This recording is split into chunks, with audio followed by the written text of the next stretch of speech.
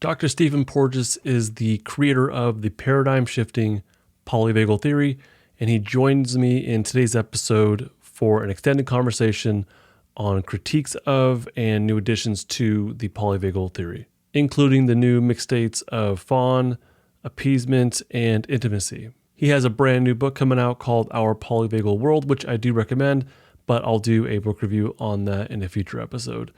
And he just released a new paper called The Vagal Paradox, a Polyvagal Solution. I'll have links to both of those in the description, but we are going to be talking about the new paper and the new book in this episode in a lot of detail. This episode will definitely challenge and deepen your understanding of the polyvagal theory. My name is Justin Sunseri. I'm a therapist, a coach, and the creator of the Polyvagal Trauma Relief System. Welcome to Stuck Not Broken, where I teach you how to live with more calm, confidence, and connection without the psychobabble. But I know you're not here for me, so let's get to Dr. Porges. New book, Our Polyvagal World, and a new paper, The Vagal Paradox, a Polyvagal Solution. Couple huge things coming out from you currently. Let's start off with our the new book, all right? Our Polyvagal World. So first off, who's the book for? I'm going to start off kind of light. I have a little more complex, a little more into the weeds of the theory later on. We'll start off a little bit light. You want to get warmed up. That's fine. We're just warming. Yeah. So who's the new book for? Our Polyvagal World. Who's that for? Okay. So the Polyvagal Theory, when it came out of my science roots and was for my colleagues, or what I thought my colleagues would be interested in knowing about. It was for me. It was my own journey of discovery, and scientists are a little, let's say, I was going to term egocentric, but they're certainly focused about what they do. And they think that their problems are the most important problems. And this is, they see the world through their own vision. And polyvagal theory came from that. And when you go back and read the original theory and also the papers that led up to that, you would know that I was working in obstetrics, basically looking at the high-risk babies. And I was confronted with a paradox, and that is, how can heart rate that creates a pattern of bradycardia, which is too slow and not enough oxygen to the brain, be vagal, and also heart rate variability be vagal? How can the vagus both keep you healthy and kill you? And that was really, go ahead. That I actually want to put a pin on that, because I'm going to bring that up later on regarding your paper, which is the Vagal Paradox. Yeah. So I was looking through. I didn't realize how much you have written.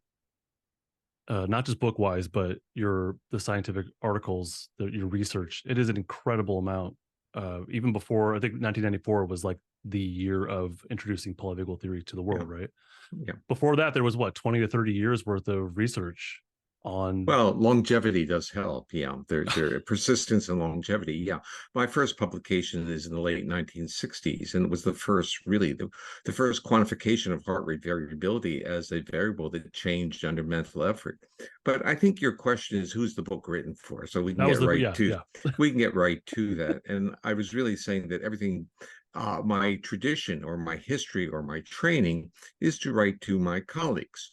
And so there's always been this kind of disconnect between my writing and when I get on like a podcast with you, where I would talk about things, or give talks in public, or there are YouTubes out there where people find me relatable, accessible, and they kind of track it, but they can't really read the articles. So there's a disconnect, because what you're seeing in the articles is really my academic history and who I write for. And so I had a real problem. I needed a voice. I wanted a voice to translate what I see and what I saw, really, in terms of how the nervous system supported health, growth, restoration, or really, in a sense, the foundational building blocks of humanity. If we want to get really to the basic part of it, because polyvagal theory is not about just high-risk babies having bradycardias. It's about trusting others and what our body does when we trust others, and what happens to our body when we're in states of threat. Well, I'm very fortunate, because one of the products of my relationship with my loving wife was two wonderful sons. One son is a neuroscientist who's a faculty member at the University of Florida, and actually has patents and research on auricular vagal nerve stimulation, the device on the ear. Yeah, but he's not the one I wrote the book with. No. Because he's the academic and he has to stick within his own boundaries. But he's, in a sense, integrating a lot of these ideas into his own creative work. He's an imager, plus interested in vagal function, plus he integrated neuropeptides, which is what my wife Sue studies, oxytocin. Well, the other son, if we can say that, not in any diminutive No, way no, no. or dismissive way, is Seth. And Seth was a journalist. And then Seth decided that he would start making documentary movies. And he had a very successful movie out called Class Action Park. And you get a touch of who Seth is if you watch that movie. He's in it, and it's a documentary, of course, and he's making several others. And he said to me, he said, Dad, I'd like to translate your ideas into something that is readable. And this started this very interesting collaboration. And to me, I have to step back from it and actually share my own visceral reaction to it. Okay. Seth is extraordinarily bright. I mean, anyone who knows him or has met him realizes that this is a brilliant kid. I'm a proud father. So, Can tell. but here's the issue: when your kid is writing your work, how do you deal with that? And who tells whom what to do? And it worked out very nicely because Seth basically started working out the narrative and writing, and I would rewrite, and he would rewrite it back to what it was, because the strategy was I would start writing it and making it too dense, and he Yeah. says we have an agenda here, and that is to communicate to people. Now, the paradox of the whole journey not only was that I was now literally a passenger of, in a sense, carrying a fruit basket of ideas, and he was now the great communicator, the orator of the theory. But the interesting part to me was when I had the book read to me with basically, if you can use your computer to read your text, and I heard Yeah. my voice. I didn't hear Seth's. I heard my voice. And so there was this remarkable thing that Seth was able not only to capture the ideas, but in many places, or in general, to capture my voice, but to capture it without the complexity of the scientist. Yeah. So the book does what it's supposed to do. It's a book for everyone. It's a book Yes. to explain this part of our body. In a sense, what I would say is a metaphor. It's helping us claim our evolutionary heritage. When we know about who we are and the resources that come on board with this remarkable nervous system, we can be a better person. Yeah, absolutely. I do think the book hits the target. It's obviously written for a more general audience. I mean, if you go from your original The Polyvagal Theory book, extremely dense, Yes. very difficult to read. I had to have a dictionary right by me, and I was just constantly back and forth. But then the other ones you've written since then have been easier, more easily accessible. This one is extremely, I would say, Yeah. easy to access. And I like how you took the theory and applied it to things like solitary confinement in prison. Yeah. Your section on oxytocin, I think, was probably my favorite. I don't want to ruin it because there's a really beautiful way that you wrote it. Or I'm assuming you wrote that part. Well, it does say every now and then it'll say I, Stephen. So I'm assuming you wrote that section. Well, you have to understand Seth's the writer. It Okay. doesn't mean that the ideas and the storylines and the information aren't mine, but he's Right. creating the voice. And what makes it unique, there are a lot of these books that are, quote, written by the star with or without the writer. And some of the stars, when you read their books, you wonder, where did they get that skill set to communicate? In this case, my son was able to truly capture my voice and capture the history of this because he's part of me, or I'm part of him. It's really kind of a Yeah. beautiful journey. But I really want to give him credit for this ability, this wonderful skill set to take ideas and to provide a framework of presentation which becomes accessible. I have now been using another term in my polyvagal world. I talk about the greatest gift that we can give is our own accessibility. Mm. Why? Because it makes other people accessible, which pays us back multiple times. Seth took these ideas and made them accessible. And what the beauty of that is, it means that tens of thousands, literally, of people will start incorporating these concepts in how they see the world and how they interact with each Yeah. other. Oh, absolutely. Take me a step back. I was assuming that you wrote a chunk, he wrote a chunk.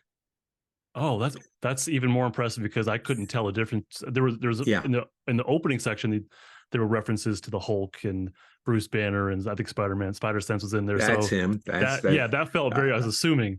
But then Yeah, in the rest of it, I'm I like, I let it. couldn't I tell. give him the freedom of that because he is relating to his audience. However, uh, the real issue is the content and the how Yeah, truthful and accurate is the absolutely. content, and that's all. That's me. But when I say it's all my content, but it's his ability to artfully put it Yeah, into, let's say, palatable, it's accessible. And I will tell yeah, you, the blur for me, the own personal mask, the veil, is that when I hear it, I think it's me. And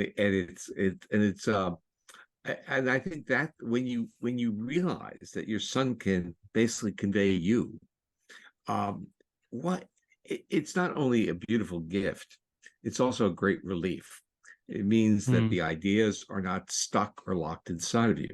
And I have to actually share this as an academic for decades. The greatest frustration I felt was the frustration of being unable to communicate what was literally locked inside of me. And so interesting. I can sit back and say, wow, here's the voice. And what's going to be the next book? Wow, Yeah. amazing. So let's take it a step further here. In this book, there's a section on mixed states, Yeah. particularly appease and fawn. Yeah. So let me qualify this. People have written to me asking, "Hey, how does fawn fit into the Yeah. polyvagal theory?" Yeah. And my default response has always been, "I've never seen Dr. Porges talk about it, but I conceptualize it as a behavioral adaptation to a stuck Mm, defensive state or to a mixed yeah. state." I thought it could be any of the states, but in this one, it sounds like Okay. you and Seth are qualifying Yeah. it Let as me a bring mixed you state. back to the history of that. So Okay. in November 2019, I was giving a talk in London, Mm-hmm. and someone said, tell me about appeasement and fawning. And I said, Yeah. I will need to think about that. Yeah. And then over a decade, I was confronted by a psychologist whose name is Rebecca Bailey, and a survivor of being abducted for over, I think it was 19 years, and that's J.C. Dugard. And Rebecca and J.C. were confronting me because they were very upset with the Stockholm syndrome, and they Mm, thought polyvagal theory would have a different take on JC's experience of being abducted, and that is she's being criticized in the press for being compliant and, in the sense, loving the guy that she detested. And the part was, so we finally actually got this together in the within the past year. We wrote a paper called Appeasement. I read It's in that. a yeah, Yeah. and the whole idea, what I started to realize working with them was appeasement is kind of like uh, a, a superhero's skill. And here we have to be very careful, and I have to really give you kind of a basically caveat. This is not something everyone can do. You know, you've always heard that one. Yeah. It's basically there. It's like if someone can, is a savant, we say, "Oh, wow, what genius savant!" But when someone has this capacity to appease a predator, when under the most adverse situations, that is a nervous system that needs to be respected and honored. And it's not a nervous system that needs to be emulated, meaning that if you think Yeah. that you should become like that, and all you're going to do is be basically, your body may not go for that ride. It may fall apart. It may shut down. This is a remarkable narrative of a nervous system under the worst conditions. And it's really a blended state because it has features of all kinds of fear, not just fight flight, but immobilization. But it still enables a sufficient access to that ventral social engagement system, the face and the voice. so that it's convincing enough to basically make the predator think you're on the same team. What a remarkable adaptive reaction. And that is appeasement. Appeasement is super. It's a super skill set. It's kind of like almost like I can fly, but so it's something we honor. And when we meet people who have that. Now, fawning is much more reflexive. And fawning in itself is dangerous, because what happens when people fawn is predators lose interest. And if you have abducted someone and you lose interest in them, what's going to happen? It can end up with someone being murdered or something really catastrophic happening. So it's more like a dorsal vagus shutdown. The body says, I can't fight it. I'm gone. But fawning and appeasement, to me, are categorically different adaptive reactions. Totally makes sense. And I think with fawning in particular, I had conceptualized it as a heavy mix of shutdown with some other defensive state activation, because it seems to me there's some surrendering of the self. Just metaphorically, very loosely, the self. So, but fawning to me always felt like there's some behavior or grouping of behaviors that one undergoes in order to reduce the amount of, shutdown or threat within their system that they're feeling. So it's not, I'd never thought of it as a state in of itself or a mixed state, but as a behavior as a result of other states or mixed states. Yeah, I would also say it has a degree of numbness or dissociation with it. Oh, yeah. And so it's on the way of not being there totally, but it may still be exhibiting a certain amount of overt behavior. So what's the line between a behavior and a mixed state or a state? Well, the issue is behaviors. I actually was on an email with this where I was trying to use the word phenomenological. I'm going to use the word observable. Behavior is what you observe. And what we're making a series of inference regarding what we can't observe. And we're saying this is the neural structure that supports what we can observe. And this has created great confusion because people start thinking of sympathetic nervous system as fight flight. But what happens when you're running and playing? Your face is animated, you're interacting, you're in your body, and it's enjoyable. So that's a mixed state. Play is a mixed state, but running out of fear is not. It's something different. Likewise, immobilization out of fear is you're gone. But immobilization without fear is shared moments of intimacy, where you're comfortable in the presence and proximity of another. I've also heard you so this was a nice new wrinkle for me from the book, because there's the primary states, but there's also mixed states, but there's also kind of seems to be these states along with somebody else. So immobilization while safe could be called stillness. And I've heard you, I think it was you that called that, but mixed stillness with somebody now can be called intimacy. Yeah. Exactly. So it's kind of like a new wrinkle is adding, is somebody else involved? And then if we think about immobilization, which normally doesn't have a social component, but intimacy is a social act. But what's interesting with intimacy is voice, proximity, and gesture may be more important than basically facial gaze at that point, in the sense the bodies may be so comfortable they don't need the reassurance of repeated face-to-face interaction. Let me take a step further if I can. It's really important to me to be accurate in my concepts and how I'm relaying this information, right?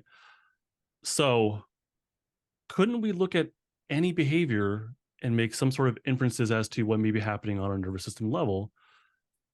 Yeah. Right? Well, let me deconstruct that question a little bit differently. Okay. Please. So, and then I'm not sure I sent you this paper, but there's a paper on the science of safety. In that paper, I talk about psychophysiological parallelism as literally a false flag. So what we're talking about is we have motor behavior, observables, we have autonomics, and then we have brain. Now, there's not always a one-to-one. Autonomics are really a foundation upon which there are many behaviors, many psychological. Basically, your cortex is large. And so you have lots of creativity going on there, but your brain stem that regulates autonomic nervous system is very small. Right. So it's one to many. and that one-to-many follows a hierarchy because the autonomic states are really pretty limited. That's what makes it interesting to study. Right, right. So that's And where yeah, for me the question is, well, okay, well, what else could be added to this? Because the primary states seem pretty cut and dry. There's yeah, the ventral vagal, dorsal vagal, sympathetic, right? So yeah. pretty cut and dry if I just put it loosely. The mixed states, you mix those together and you get basic mixed states, which I understood to be play, stillness, and freeze. Yeah. But And then we could you have appeasement also is really a mixed state so because it's right. not. So now appeasement is in there, fawn is in there. Couldn't you continue adding things like exercise? You're mobile but alone. Couldn't you? So is Yeah, exercise now a mixed state? you can interpret it and you can Right, play with it, and it's really saying you have limited states or circuits, and you can mix and match right, them. And what are the adaptive advantages you get by mixing and matching? right. And what you learn when you play that game is the potency of mixing the social engagement system with the rest of the body. And that tells you something. It says that, yeah, you can go immobile, you can go in fight flight, and it's all good, it's all pleasurable, it's all healthy, if and only if Yeah. you keep those systems out of defense. And how do you do that? You keep the social engagement system on board. So it's a Right. journey. So remember, the ideas came from literally a theoretical model. They were informed by the clinic, by listening to therapists and people asking me these Sure. questions. And then we started to figure it out. And then also asking the next level question as a scientist, are there experimental models to test those specific Right. hypotheses? And that we're going to get to that too. I want to Yeah. definitely leave some time for that. So it kind of seems to me like there's the primary states, and really there's kind of an endless gradient of mixed states potentially. Because let's say appeasement is, I don't know, I'm just making this up. I have no idea if this is grounded in reality, but 80% safety is active and 20% of shutdown. Completely making this up.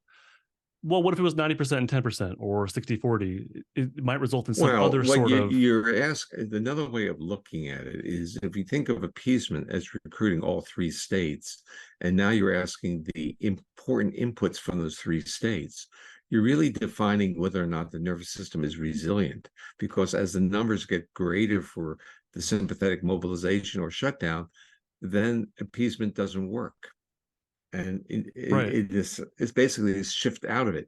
So it's the competency of the social engagement system that enables appeasement to be functionally adaptive. Totally makes sense. Yeah. So am I correct in understanding the mixed states as potentially? I mean, if we're going to like name them, like there could be an unending number of these things. Yeah. So I got Okay. into this kind of like email exchange this morning because I Okay. was with a person who was a dance movement therapist, and she was basically saying her reading of my work was basically, I would say, not acknowledging dance movement therapy. And I said, well, yeah, I do in terms of movement without fear, right? And the social movement. But she was seeing the world through, this is really what I would want to get this final point across, is if you see the world through the polyvagal lens, you start understanding these other systems. If you see the Right. world Yeah. through those lenses, like dance movement therapy, you're not going to understand polyvagal theory. It's Right. not going to be, but polyvagal theory will give you a tool, a perspective to understand Lens. what you are doing. Yeah. It's really kind of like a paradigm, isn't it? Yeah, it's a Or I paradigm, but it's an asymmetrical lens. So it gives you insight in one direction and less insight in the other. It's like this gets into the new paper. If you're a neuroanatomist, is polyvagal theory going to give you insights into neuroanatomy? Not necessarily. But with polyvagal theory, you can utilize features of neuroanatomy to understand the mechanisms that you're studying. yeah. So for like dance therapy, that's not uh or dance. That's we could understand that in terms of play and co-regulation and Yeah, safety. I would yeah, assume. yeah, exactly. Yeah.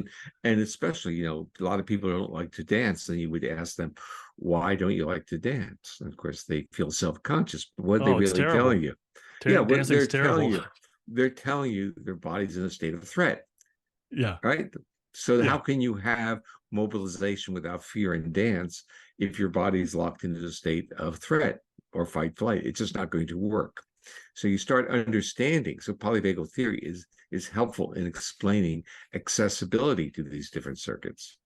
I really hope you're enjoying the discussion between Dr. Porges and myself so far. I want to take a quick break to tell you about my Stuck Not Broken Total Access membership.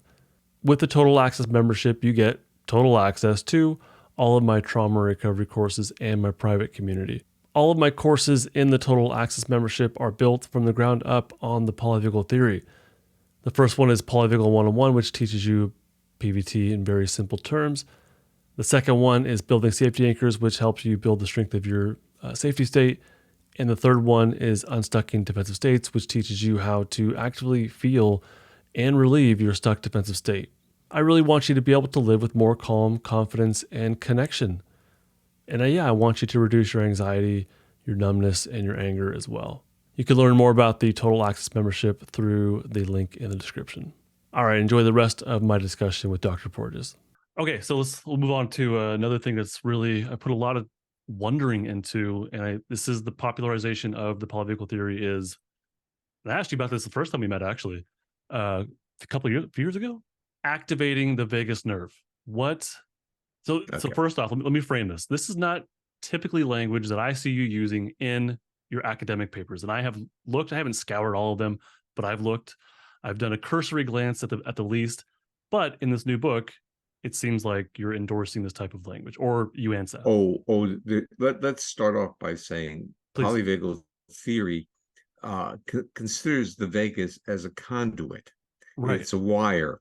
It is not a organ with executive functions.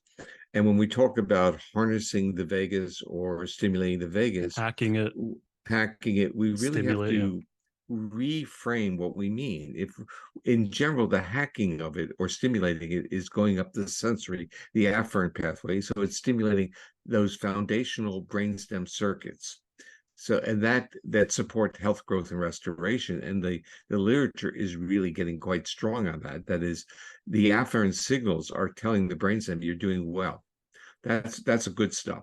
The issue though is, people want to exercise their vagus, and this becomes a hard terminology. I use the term neural exercise primarily when I'm talking about the social engagement system, which basically, I mean, you can even move into the area of yoga or pranayama yoga, which is basically the muscles of the face and head, and the historic understanding that if you utilize those muscles, you tend to feel better.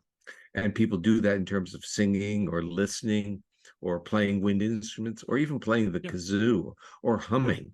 So we find out that there are a lot of very, I would say, primitive or reflexive ways that we behave that have a true neurophysiological validity if you see it through the polyvagal lens.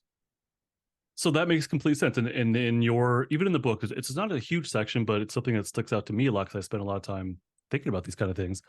There is a section on stimulating the vagus. And in that section, it's made very clear that there's one topic of vagal stimulators, but that's that invasive surgical kind of thing. Yeah. And there's a whole other category of what you just said, which is, social engagement and whatnot. Yeah. But then there's a TikTok and Instagram stuff. And this section kind of seems like it gives some credence to people claiming that their vagus nerve is being stimulated.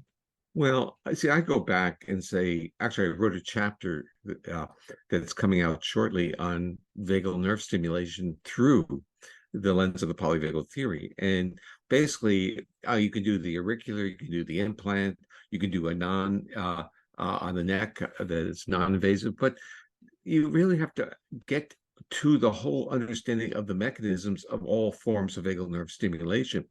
They are functionally stimulating the afferents that lead to the brainstem areas regulating the vagus, the neural exercises. Sociality is a neural exercise. Yeah, that makes sense. Singing, and we tend to forget that. And the intervention that I had developed, the Safe and Sound protocol, is functionally an acoustic vagal nerve stimulant. Yeah, the vocal prosody kind of Yeah. range, right? Yeah. So that makes, and that's kind of how I've understood these things, is that let's say someone says that they're doing this thing to hack their vagal nerve. To me, I've understood it as some sort of sensory input is happening, goes to the brainstem that tells them they're safe. The brainstem sends it to the rest of their body. Yeah. So it's not That's about the vagal nerve exactly. It's about the brainstem. That really seems to be okay. the center of all this. Okay, so when even when my Please. good friends talk about like Bessel, the body keeps the score. Yeah. Well, the body doesn't keep the score, the brainstem.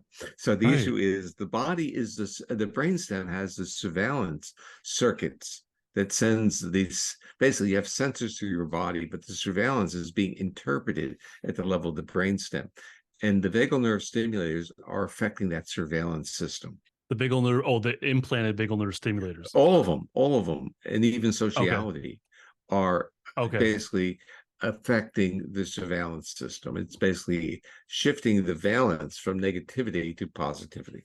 So, the vagus, we have to think of it as this very large surveillance system of our internal organs, and Yeah. we just tend not to think that way. We think of it as especially with the popularization of vagal stimulation, we think of it as an efferent or motor system. We forget that the fibers that we're talking about occupy about 4% of the total vagal fibers that are the efferents that are going to the heart. And that's basically occupying most of the literature. And those fibers are myelinated. That's very rare.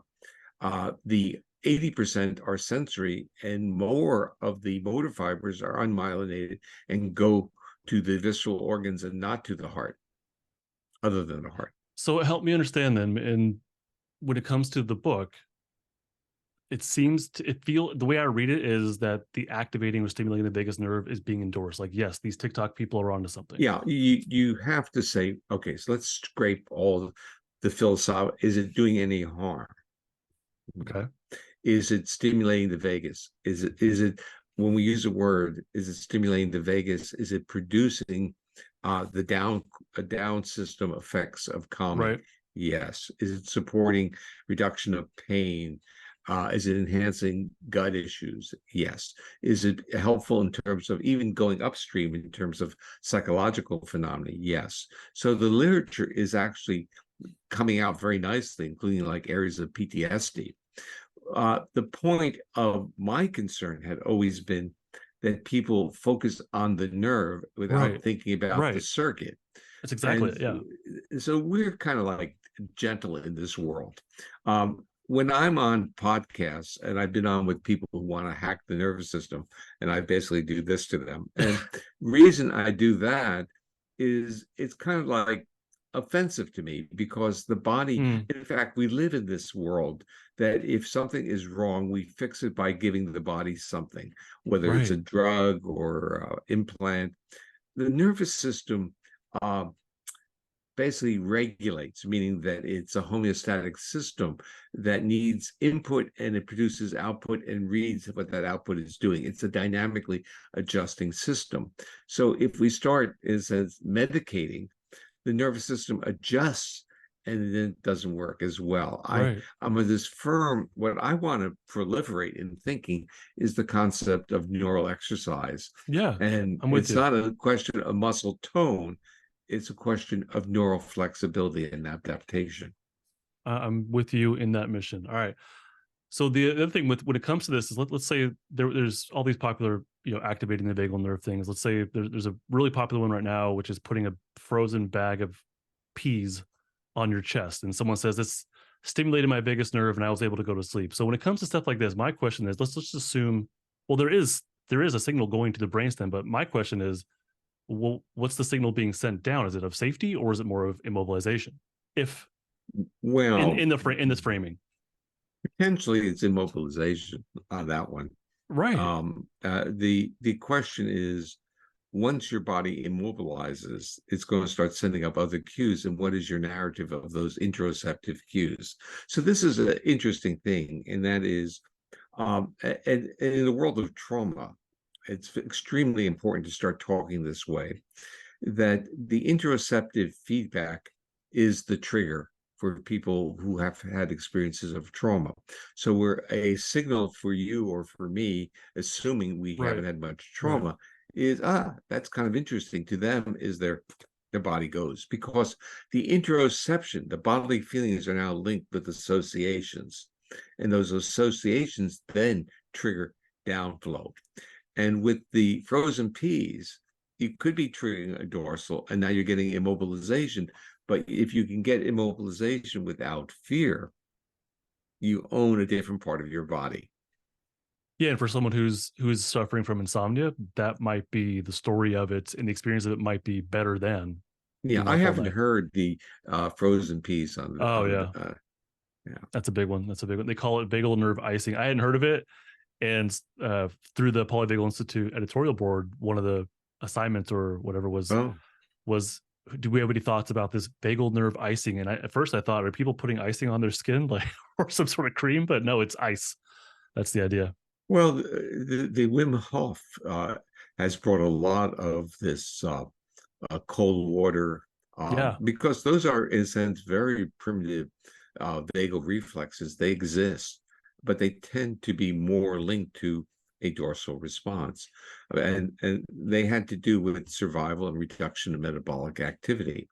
But The as we're diving reflex. talking, diving reflex is one of them. Okay. As we're talking, I'm starting to see that they could potentially be tamed through a psychoeducational component, and where it's really the study of one's Yeah. own interoception can now reframe the narrative. I would also assume that if you're learning these things with the expectation that they help, that would Yeah. probably help. If you're doing these things in a group setting, that would probably Well, help. so we can go back to one of the pranayama yoga techniques was literally to cut the tongue, and then the tongue rolls back into your throat literally and gives you a gag reflex. And Okay. that creates a bradycardia. If you haven't, basically you can't eat. So there's a whole preparation they go through to do this. And Okay. I met a yoga who told me he did this when he was in a car wreck, and it basically to slow his heart rate up, to reduce the blood flow, and to save his life, which is very possible. Wow. So the issue is, when you gain some of these skills of regulating your body, you might be able to, it might create greater flexibility. But that's the same thing as like saying to someone, the gag reflex that we all really detest can could be modified Yeah. through training and through associations. And I'm That not makes sense. suggesting that people do this, but it's kind of like saying there's been these ancient traditions where people took these interoceptive cues and said, what can I do with them? What's the range that I can push my body on this? And well, I mean, that makes sense. Typically, like you said many times, shutdown serves full Yeah, on shutdown has a role. It does have a survival function to it. We don't want to maybe yeah. induce it day to day, but Yeah, so over the decade, once I started talking about shutdown, I started to realize that for many people, they may have shut down once, but the nervous system doesn't really want to go to that state. So there have been what I view as adaptive modifications, and I think freeze is one of those. But then I also think dissociation is really the most remarkable one. So where freeze is also a very physiological response, not this is high sympathetic tone, high dorsal. It's just not healthy to be in it. But dissociation is literally protecting your nervous system. It's really a yeah, remarkable adaptive one. So I saw dissociation as this brilliant nervous system adaptation. And I thought that maybe we should start, I don't say, we need to honor it in what it is doing, as absolutely. opposed to being afraid of it. I completely agree. When it comes to dissociative identity disorder, extreme dissociation, as Yep. I understand it, but it's kind of served a function and helped that Yep. individual to survive, right? Yep. Let's move on to your new paper. The timing of it was perfect because I had just written to you saying, hey, I have some questions about the Yep. current status of polyvagal theory. And you wrote that, or you had it ready, you sent it back to me. Like, the timing was perfect. First off, what does the newspaper do that your others haven't, for those that are more into the more academic stuff here? Okay, if we go through the history of polyvagal theory, it was really, I'm trying to figure out a problem. This is the paper that shows you that journey. the papers were never written to say what are the basic principles of polyvagal theory. In fact, those were extracted more in the therapy in the world of clinicians. So in this paper, I try to come up with what are the basic principles of the theory, in a sense, to take the narrative back and say, from a science perspective, what has science led to? Where did this come from? And so it really identifies the basic principles of it. So that was the first part. Well, actually, the real reason for writing the paper is that there are a lot of people who just don't understand the theory and tend to think they're experts in the theory. And I found this really as a scientist, I like to have a degree of humility, and that is, I don't. When I go into an area, I read, and I always think, well, I got to be careful. If I make a mistake, I want to make sure that there's nothing incorrect. And in developing the theory, I was extraordinarily careful in the literature and documenting things and going back and making sure that it was consistent. So there was, in a sense, an inferential progression that led to what is the polyvagal theory. But what happened, I started to see people criticizing the theory based upon points that were never in the theory, just weren't there, and tend to be adamant and start to write papers that said that there was no basis for the theory. And all they were doing was falsely stating things about the theory. It was really kind of interesting. You think that people who are established in a certain area would be respectful, sufficiently respectful, to Sure. read the papers to see if their statements were consistent or not. But what happened was that there were basically very few, but a couple of people who Yeah. made really blatant mistakes in a way to foster their own research. I mean, want to be blunt about it, is they were trying to say they discovered something, and polyvagal theory says that that couldn't be done. Polyvagal theory never said anything like that. And the issue was, and actually, this is very, very hard for me as a human being to basically say, I don't mind criticizing people's science, but I Sure. don't like to go on a offense where saying people are blatantly wrong. But it's really quite remarkable. For over about a 20-year period, a couple people were repeatedly misrepresenting the theory and publishing statements that were creating what is classically called a straw man argument. And straw man arguments are really kind of brilliant in their sense that they say, well, if you make the false statement about someone's theory that you don't agree with, that theory is now wrong. So they make the false statement. They say, this isn't true. Well, the theory never said that. And I would agree with them that that's not true either. But then they would go on and on with these things. And it just didn't make any sense to me because it started getting into social media and basically a corruption of Wikipedia. I can't Nothing on Wikipedia can actually describe polyvagal theory because the same, at least people are who have been criticizing have been seeding Wikipedia with the same false information. And it's been very, very unsettling. On the other side is I felt that there was a responsibility because my own view was that, okay, these people just don't know what they're talking about. And certainly, now this is the misunderstanding that I had. I said, certainly the community, meaning the people who are, using polyvagal theory, will literally defend themselves and articulate what's different. What I hadn't realized is that the actual principles were too embedded in the theory for people to actually say, you know what you're talking about has nothing to do with polyvagal theory, because they were too embedded and they were basically becoming different because they were looking at people's credentials who were writing the papers. And what this paper does, this paper also says that, look, anatomy is important, neurophysiology is important, comparative neuroanatomy, but they have their limitations in what they can tell you about polyvagal theory. And anatomy is really remarkable because you can have wires, literally neuroanatomical pathways, but you don't have a clue from anatomy whether those pathways are doing anything. And then from neurophysiology, which is basically being done on anesthetized preparations, you have no idea if those same circuits work the same way in a conscious organism. So there are all these limitations. And the one that really got to me, I would say personally, was this the fallacy that if you can find things in reptiles that appear to look like what you can see in mammals, it disproves the theory. But the whole interesting part was about the evolutionary aspect of the theory was that mammals, by the time they evolved around 200 million years ago, already had a ventral vagal complex that enabled them to nurse. And no reptile can still do that. So Yeah. regardless of, and the reptiles we're looking at are younger than 100 million years, a bit on thing. And even when I started to build the model, I thought, well, what if I find a reptile that hasn't changed much since the branching between the modern reptiles and mammals came off the old extinct reptiles? The problem is the fossil record doesn't give you a good ordering because it doesn't line up with the molecular time clock.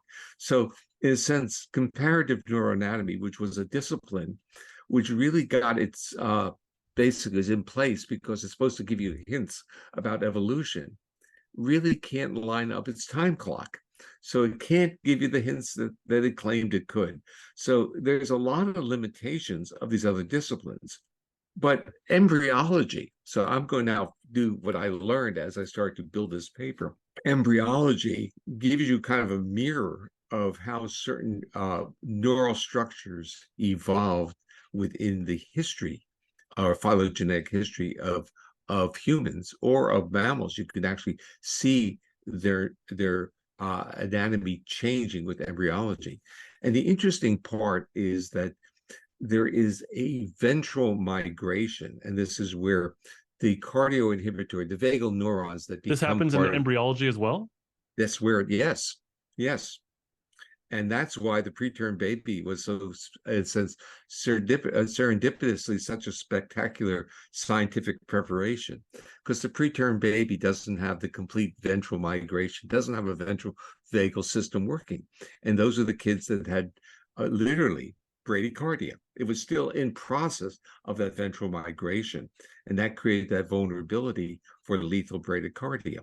And the issue is you can actually see this developmentally in terms of looking for manifestations in heart rate patterns as your window to that ventral migration. So as the neurons for cardioinhibitory neurons move ventrally, they start, when they get to the area of the ventral vagal complex, which is the neurons that control the muscles of the face and head, we now have that heart-brain relationship, the face-heart relationship, and that's sucking, swallowing, and breathing and vocalizing.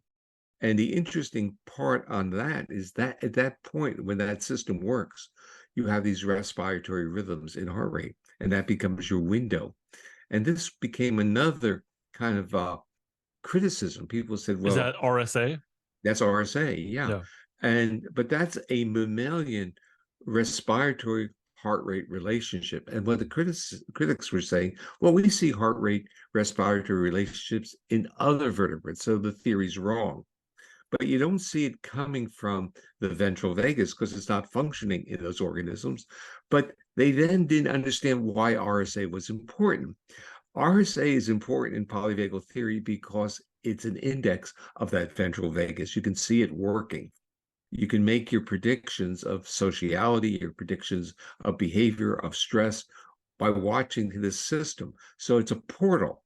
And that was the important part. It was, in a sense, respiratory signs of arrhythmia or vagal tone is not important to the theory, but it's important to measure hypotheses that are generated by the theory. And to me, that was totally missed. People miss these ones. Well, it seems like you covered a lot, right? And a lot of this I wanted to ask you about, but we'll try and hit a couple of these pieces here. When it comes to critiques of the polyvagal theory, I've tried to read as much as I can. There's the surface level of like people like me where, we do the best we can to understand and, share this information. And there are people out there who try to do that through a critique lens, but it always seems to go back to a couple of people, Grossman and same Taylor. people. Yeah. So I don't see any other, and they seem like serious scientists to me, and I don't hear you saying they're not. It just seems like they don't fully understand it. They don't understand it. They don't Yeah. understand it at all. Okay. That's the tragedy of it. And they have their own issues with their research. I'm not attacking their research. I mean, if you No, want me to put my academic hat on, I can you do haven't that. But already. yeah, but that's not the point here. There's no Yeah, reason to attack their research. The only reason to attack is to say, listen, you have an obligation as a scientist of to course, be truthful in what you're reporting. And if you think you found something that is inconsistent with what I found, you better know what I found or what I'm saying. of course, If of you're course. saying something different, you know, It it sounds, especially to see people like me, it sounds very convincing. When they bring up lungfish, I'm like, oh, well, that seems pretty darn significant. And I see your rebuttals to it, and I'm like, well, that sounds like a great rebuttal. But the reality is, there's only so far as a therapist in yeah, but general. the We issue can't. is if you understood that that's not critical of you, No, no. but the issue is who literally cares about a It's lungfish, and the fact that the lungfish has a respiratory rhythm, very very slow, and has a myelinated vagal fiber. What does that mean in terms of polyvagal theory? yeah. Does polyvagal theory make any statement about myelinated vagal fibers from fish coming from the dorsal vagus? It's irrelevant. It's not part of the theory. You made it really clear in the newspaper just how like the polyvagal theory can get applied to many things, like we talked about the mixed states earlier, but Yeah, you're very specific when it comes to mammals, humans, yeah. and or as best I understand it, but even more specifically, the myelinated ventral vagus, which seems to be unique to mammals. Tell me if I got that wrong. No, But it seems like that you're very specific, and then also how that relates yeah. to the vagus and the So vagal paradox. so what's interesting in 2007, the two of those guys wrote a paper, and it was an issue of which I had a major paper. In fact, the whole issue was about a lot of things, heart rate variability and vagal. And I wrote in a I was asked to write a commentary for the whole issue, and I wrote a statement saying I had no idea where they were. Actually, the quote is from I basically wrote, I said, it's extremely perplexing because what they were saying had nothing to do with the polyvagal theory. This is not what the theory said. And I Yeah, took a quote, which is in this paper from the original 1995 paper, which said, it's all about the ventral vagus and the myelinated fibers. And yeah, yeah. that's what it says. Don't make it into the argument for me was that this is just oblique to polyvagal theory. And if it's another theory, let them state their theory. But it's not what polyvagal theory says. And the interesting part is rather than ask me what I think, they're starting to, the papers were really telling me that I was wrong. They were not stated as a disagreement or a misunderstanding or a debate. They're basically saying things were wrong. Yeah. And there's basically no place in science for that type of behavior. You can do that by mistake, but not repeatedly over multiple papers. And in that new paper, it's only a sampling of their statements. I just, Right. No, no, yeah, I know. Yeah. I believe it was the new paper you said that the intent was, hey, I'm going to share this it sounded like as a hypothesis yeah, yeah, in 1994. Tell me what you think, science community. And you put it out there. yeah. Well, that's nothing was etched in stone. I No. expected there to be a lot of modifications. The issue was the modifications are really been clarifications. They haven't been modifications. It's like an interesting things were done very, very carefully when I built the model. So I got a couple other, which I thought were interesting criticisms, like what about the hypoglossal nerve? The one that regulates the tongue. That's also a special viscerally efferent, so it should be part of the social engagement system. So they're saying to me, I left that out. So it's not saying the theory is wrong. They're saying I left that out. Well, I did. It wasn't left out. It just evolved differently.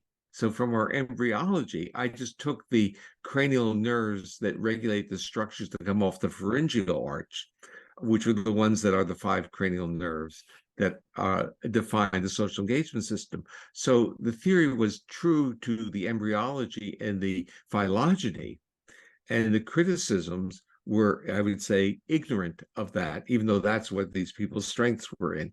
So it wasn't I got you from their point on me. It was Why didn't you know? This is your area, not really mine.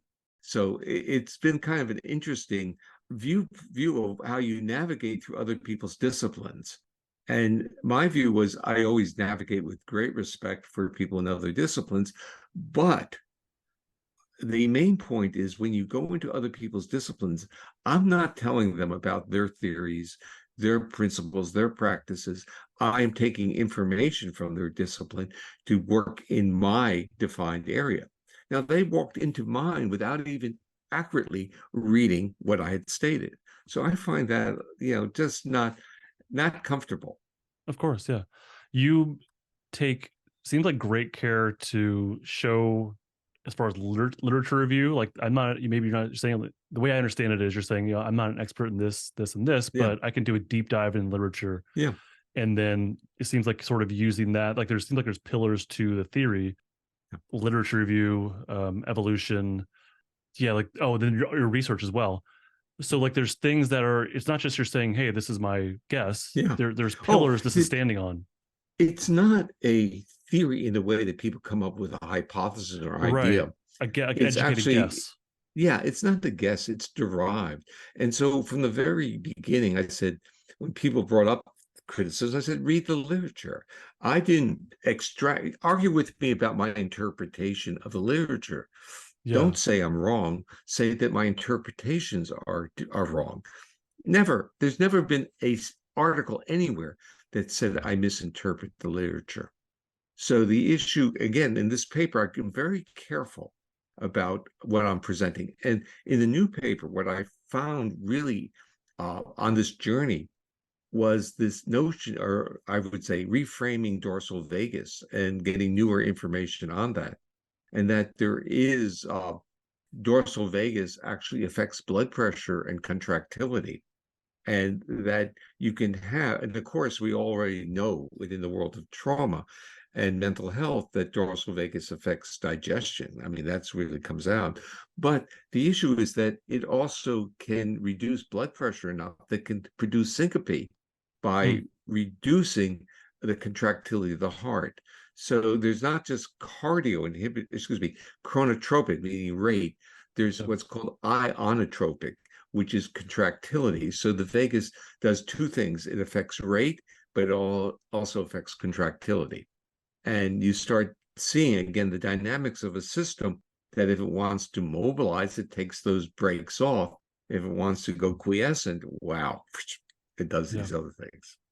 Couple more concepts I want to make sure we squeeze in, although they're kind of big ones, so we'll see what happens. Something new I haven't seen you talk about before is vagal efficiency. This is okay.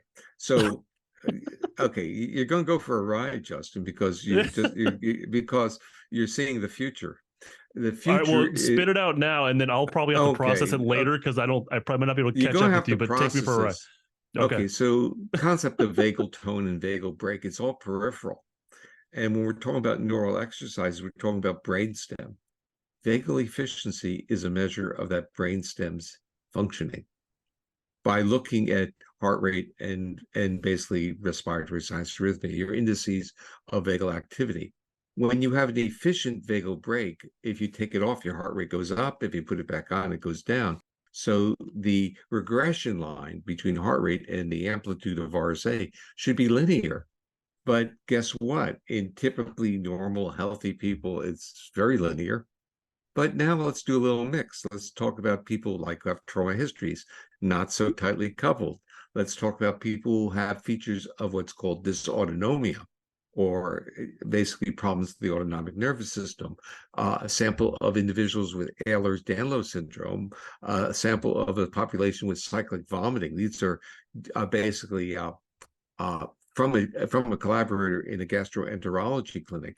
The issue is they're basically dissociated. So what you're seeing is the vagal efficiency is really a mark of dysautonomia. And I think this is really going to be the future. What I don't know is whether it can be rehabilitated. You see, that's the Mm. question that I don't know. But there's also What do you another. mean? That seems important to me. What do you mean if it I can be don't know if if the it can be neural. rehabilitated, like the vagal, like if it can improve? Is that what you're saying? no. Whether if you have, okay, let's start with this. We were doing a study on kids with gut problems, and they were getting auricular vagal nerve stimulation. And I asked the question, who are the subjects? Okay, so I wanted to know, and I wanted to know the individual differences. I wanted to know who was benefiting. Interestingly, if they had a decoupled vagal efficiency, no vagal efficiency virtually at all, the vagal stimulation worked. Now, what that meant was that there was no endogenous competing feedback loop. You're gonna have to break So, this down in simpler terms. okay, basically, the stimulation of reducing pain was Mm-hmm. getting into the vagal system as long as the vagal system had no organization itself. It was already organizing, it would be fighting with it. And so this year, I lost you. The bottom line. Yeah. Okay, the issue is thinking about a prosthesis, and the vagal nerve stimulator functions as a prosthesis to turn off the pain. But if the Okay. vagal system is still functioning but not efficiently, it gets in the way. It's a confusing signal to that brainstem Mm. it can't interpret it. And so Okay. what I'm trying to figure out is whether we can use neural exercises, whether it's like the Safe and Sound protocol Yeah. or whatever I can figure out, Yeah. will that enhance this metric? But the metric is extremely important because it's telling you about that brainstem circuit. You can use neural blockade. You can take drugs and knock out vagal tone, but it doesn't affect that vagal circuit because the vagal tone's peripheral. The brainstem circuit is telling you, I Mm. get information from my sensory afferents. What's it going to do with it? If it reliably changes heart rate, then I have a tightly coupled, efficient system. If it doesn't, you know, things may on average look good, but they're not really well regulated. The part that we have to start in a more let's say phenomenological behavioral world, we would use the word contingent.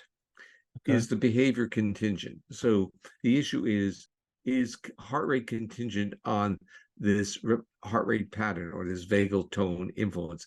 If it's contingent, you have vagal efficiency. If it lacks contingency, it's disorganized. It's chaotic. What does that have to do with therapy or just day-to-day living or doctor visits or what do It we do with this? basically, okay, so we're Or in a trauma recovery? world, okay, polyvagal theory basically says the body in a state of threat gets manifested on all levels. So it's your mental, your physiological, behavioral, everything gets messed up. Now, the question is this a state or is it locked into the nervous system? Polyvagal has always taken this optimistic viewpoint that we can Mm. manipulate or state can be manipulated and more optimistic outcomes come out.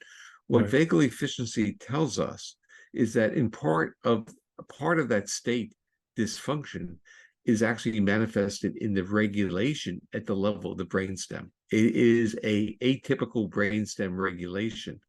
And what I don't know is the flexibility of that. That's what I don't know. And that's going to be the future. So in the world that you are in with people who are therapists or interested in polyvagal theory, they're looking at they see the theory and they're seeing the symptom clusters in individuals, patients, and even in themselves. They're seeing what used to be called psychosomatic, or they're now seeing them more in terms with a functional medicine model, that these are functional changes that are occurring, and they tend to all, or many of them, reflect dysfunction of the autonomic nervous system and primarily dysfunction of the vagal regulation. So the question is, we have a marker, but what can you do with that marker? The marker tells you that there's going to be vulnerabilities, but we want to optimize the individual. So I am really thinking about how can I build well, first of all, I'm going to try to test whether or not this can change. So is vagal efficiency the marker that you're talking about? Yes. It almost sounds like if one could measure vagal efficiency, sorry if I'm saying that wrong, but there might be actually some predictive kind of quality to it. There's tremendous predictive quality to it because Wow. when we look at it in if we take individuals in a gastroenterology clinic and look at it, we can identify the individuals who have certain other clinical disorders, in a sense, clinical disorders of what one would say dysautonomia, and not just gut pain. So we're seeing a more systemic neural dysfunction. And the part that I find really remarkable is you can take looking even at college students and looking at this metric of those who have some trauma history, not necessarily severe, versus those that don't, you get separation of the distributions. If you look at individuals who have this cyclic vomiting, nausea chronically, they are distinct, but they look like, in a sense, many of it does have specificity because medical diagnosis functionally are more global than you're led to believe. So that there's a disorder. It's a collagen disorder called Ehlers-Danlos syndrome. It's hypermobility syndrome is the subtype that we'll talk about. The issue with that becomes interesting in the world of psychology and mental health is because the individuals suffer from tremendous amount of anxiety, they have chronic pain, but very few studies on autonomics. And we started doing those, and we found out that we could identify them with like an 80% confidence in a distribution of kids coming into basically a gut pain clinic based on vagal efficiency. Wow. So, and actually, this was picked up in the major gastroenterology journal where they wrote an editorial on what they called the vagal hypothesis as kind of like the future in that area. Yeah. Okay, so let's go back to polyvagal theory versus polyvagal hypothesis. So people are saying it's not science. That seems ridiculous to me. What's your response to, like, science should have testable hypotheses, right? It should be falsifiable. Yeah. It should be able to make guesses or as to what should happen, and it also should be able to incorporate past knowledge, I would assume, into the theory. So what do you have to say about as far as polyvagal theory as being a hypothesis or a actual scientific theory? Okay, so there was an interesting paper. First of all, in the new paper, I discussed the fact that the impact of the theory is greatly underestimated because it can explain many hypotheses and many studies that have already been published. And there was a paper recently published that's cited in that paper on literally mindfulness and autonomic responses, which basically does a meta-analysis through the lens of the polyvagal theory to explain the effect. Although virtually every paper that's included in the meta-analysis didn't even acknowledge that. The other part that is extraordinarily interesting to me is that, like, even one of the major critics, Paul Grossman, all his research on heart rate variability can be explained by polyvagal theory. And so it's not like it's out there and it's irrelevant. It leads to testable hypotheses. And in this paper, so it has explanatory power. You can apply this to other people's work and say, hey, I can explain this. Yeah, but the beauty of it is all you need to do is look at Google Scholar and you start seeing that it's been cited, I don't know, 20,000 times. And in those papers, what are they using it for? Not to criticize it, but to use it to explain their findings. They're using it as support. And so it's there, and it's structured to set up certain hypotheses, like even the bit with the vagal efficiency, that's leading to specific hypotheses. Yeah. Changes in vagal tone have been around. This is like 50 years, whether we talked about as heart rate variability or respiratory sinus rhythm or vagal tone or the vagal break. Those hypotheses have been around and tested and reliable phenomena. So this is just ridiculous about it. I did make the statement that the theory wasn't, the theory from my perspective was to throw out to people to provide a different way of seeing things and to structure certain testable hypotheses. It wasn't like it was there and, you have to believe it. It's like it's there, argue with it, find alternative hypotheses, do different explanations. The editorial. It seems like ultimately it comes down to, hey, look, we have this issue, the vagal paradox. This doesn't make sense. Here's my answer. Here's my, That's how it Yeah, started. now That's really at the core of it still. that's why I wrote the paper. That's why it's titled that way. Yeah. And the issue is in that paper, I also talk about the heuristic value of the studying of the preterm, because there can be no ambiguity in testing, let's say, the polyvagal hypothesis there of about the two different vagal sources, because in the preterm, the ventral vagus just isn't there. So you can see it there. And then I had data in there, talk about a rat study where we could see it developmentally, because rats are born pretty prenatally. In terms of vagal regulation, I would say they're born prenatally. They're born with an immature vagal system. You can see it developing day Mm. by day. And so the studies are there that test these hypotheses. You have to read the theory. You have to know what the theory is stating, and you have to read the supporting literature. If you don't want to read the supporting literature, if you don't want to read the theory, and you can say anything you want, and someone's going to believe you. And it sounds Uh, believable. It does. yeah, It well, does. I mean, it upon does first and reading, it it doesn't. sounds It does to you, it to doesn't to me. Okay, so it's like how people present cases, how they present it. You have to say, where's the evidence that you're arguing with? It's like the lungfish. yeah. The point was, the guy found a myelinated vagal fiber in a lungfish coming from the dorsal vagus. So what? Did it appear in amphibia or reptiles that occurred later? No. So it's a dead end in the phylogenetic evolutionary tree. So how does that have anything to do with polyvagal theory? It doesn't have anything even to do with evolution, unless you think evolution is linear, Right. and it's not, and it changes and it reinvents itself. There's just an amazing bit. So, like, going back on one of the criticisms, um, I did a study on reptiles because I was very curious about these respiratory rhythms. And the critics said, well, fatal flaws. There are no fatal flaws in the paper. The issue is basically there was no heart rate. When we blocked the vagal system in the reptile, it had no effect on its heart rate variability. So the context, the basically the statement about these other respiratory rhythms in reptiles, they may be there, but they're not. Doesn't mean that they are universally regulated through the vagus. Anyway, enough of that. More positive things. The theory has great explanatory value and leads to interesting questions. Absolutely.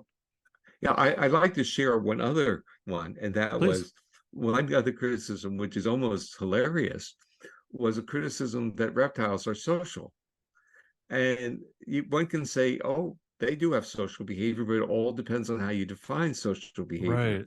And social behavior to any one of us humans is about our interactions with each other, and which has a lot to do with facial expressivity, vocalization, gesture, and proximity.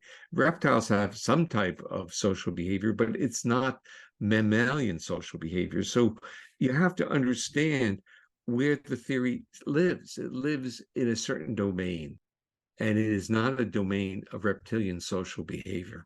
If someone wanted to falsify the polyvagal theory, what would that look like? It you can't falsify it in the way that you're thinking. You Okay. can, because the literature, because of its explanatory value, and it's I would say decades of data that can Yeah. be explained. The part that I find more okay, so there are hypotheses that would be generated, like the fact that the ability to document bradycardia in humans under shutdown, it's a hard experiment to conduct. That's why the preterm baby is the closest I could get to it, and bradycardias in babies. But that doesn't disprove it.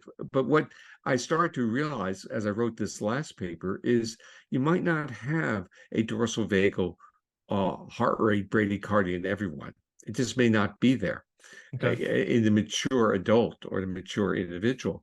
However, you do have dorsal vagal defense reactions in all of them, and they may come up in terms of contractility and blood pressure.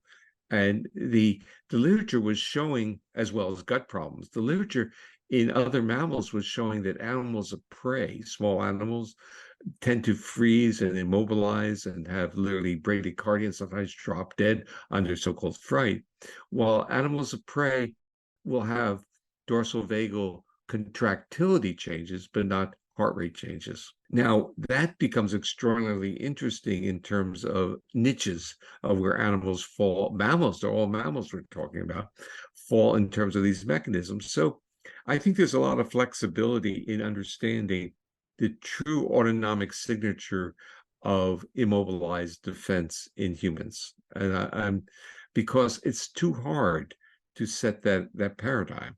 One final question for fun. I talked with, so I have this in my mind. I've always had this polyvagal trinity, which is yourself and Deb Dana and Peter Levine. And I think of the Justice League trinity or the DC trinity, which is Batman, Superman, and Wonder Woman. Which of the three are you? Deb Dana already picked one. I'm curious what you would pick. Who are you out of those three? That's a tough one. Oh, so it's well, it's very Batman, interesting. Superman, or Wonder Woman? No, I'm not Wonder Woman. I got that Okay. one. Yeah. Okay. But I think Peter and I would both feel that we are from another, I would say we're from another planet or from individuals uh, whose biological parents may not have been their real parents. Okay. It's because Okay. because of our Peter. Have you asked Peter this question? I've never met with him. I would love to meet with him. I haven't Yeah. done that yet. Yeah, I don't. And again, I think Batman has an edge. He's Yeah. trying to right the wrong. I don't really have that edge. I don't think Peter has that edge. So I think if you come into the world with a different lens and you try to navigate in that world, I think the Superman metaphor fits more comfortably, but it's also a large responsibility once you take that image. So I'm not really happy taking it. So I would say you're the more Batman. Peter's obviously brilliant, but the more academic, intellectual, I would lean toward Batman. I would see Peter more as Superman. He's out there. I mean, Batman's out there in the field too, but Superman's out there, doing the direct kind of work is a bit yeah. more how I see it. So I'm gonna classify you guys in that. So that's the way it is. I'm sorry. I'll take it. It's okay. All right, this has been challenging and delightful. I hope you had a good time, and thank you so much for doing this. Oh, you're quite welcome. And good to see you again. So All right. thank you. Hey, thank you so much for listening this entire way through. This is a very long discussion, and it wasn't all super easy. I know I struggled with a pretty good chunk of it, in all honesty, especially the vagal efficiency. I think there's a lot there that I need to keep coming back to. I really still am kind of struggling with the whole new mixed state thing. I have some questions there still, and I'm going to address those in a future episode. Although I'm super glad that I got some clarification on the whole stimulating the vagus nerve. That has never felt right to me, that kind of language. And it seems to really not be in the spirit of PVT and really what we can glean from it, which is not hacks and stimulation of the vagal nerve. That's not what we should be doing here, in my opinion. So it was really good for me, at least, to get some clarification on that and how I'm talking about this stuff. If you want to deepen your understanding of the polyvagal theory, I do have a nifty gifty for you, a freebie. When you sign up for my email list, I will send you a copy of my ebook, Trauma and the Polyvagal Paradigm. You get a deep dive into what the PVT is and learn how it directly connects to trauma.